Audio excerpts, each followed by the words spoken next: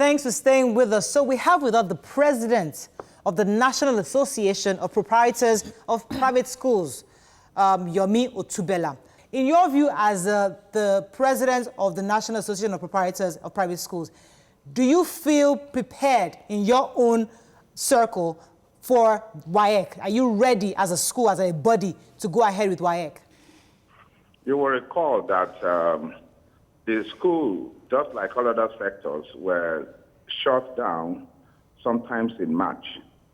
And we started learning to understand the novel virus and what can be done to curtail it. National Association of Operators of Private Schools wrote a proposal suggesting to federal government on what measures we should put in place, having listened to WHO advice, having studied the NCDC advice on prevention. So we wrote and we suggested the following: that there will be wash hand basin with running water and soap at the entrance of all schools. We wrote that the entrance to school should not be limited to one. There should be a minimum of 2 or 3 entrances, depending on the population in different schools. Where there has been only one entrance, the school will need to go ahead and open up their fence to create further entrances.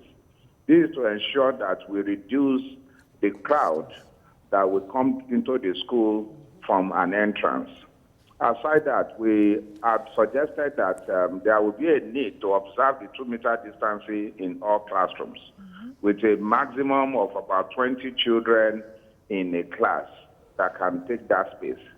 We also suggested to them that there should be a billboard, posters in conspicuous places within the school environment where visitors, parents, children can read from time to time or be reminded from time to time of their responsibility to ensure that we will curb the spread of this COVID-19.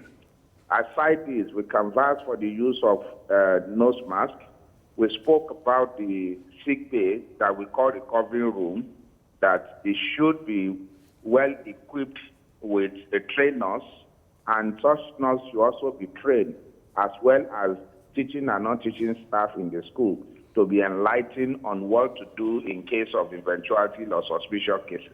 So when the Presidential Task Force Committee came up that school can begin to reopen during the second ease of lockdown, we had informed all our members and asked them to put all these safety measures in place. Right. I speak with you that all schools under National Association of Operators of Private Schools Nigeria had already put all these provisions in school. Don't forget, we are coming with an experience of Ebola virus. Right. And some of the gadgets we had in school then are still in place. All we need is to just upgrade them to meet this current standard. All right. We have joining us now Professor Julius Ihovere, the Chairman House Committee, Office Representative Committee on Basic Education and Services. Thanks for joining us, sir. In your view, do you think it was a good decision for us to stop and suspend WAEC? It is a very unfortunate decision. It's certainly not a good one. COVID-19 is everywhere. We cannot be pretending as if we want to adopt a back approach instead of responding and adjusting to the new normal that we are confront. I wanted to ask you that obviously there seemed to be a communication gap between the Minister for State and the substantive Minister for Education.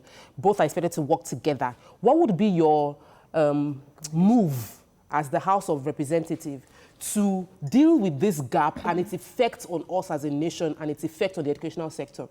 Yeah, we'll be communicating with the ministry today, explaining our position. We already did that over the weekend and not formally to the ministry. Second, we will be summoning the minister to come and reason with us and dialogue with us on how we can resolve the current situation. The parents are ready, the students are ready, schools are ready, WAEC is ready, the Minister of State is ready. I believe the ministry itself is ready, just the minister. So we can reach some common ground so that we do not destroy the future of our children with just a simple thing. We've told them, first, cancel the whole issue of revision, so they don't have to come and stay in the body. So nobody, no revision. Professor Yeah, Julius, thank now, you. do you feel that there is some kind of data that the Honorable Minister of Education have that we don't have access to that may suggest the need to actually postpone the examinations? Could there be any possible data that he has that we don't have? I am not certain he has some data we don't know. If he has data, he has a responsibility to make such data public. That's why the House Committee will be calling on him to come have a dialogue with us today.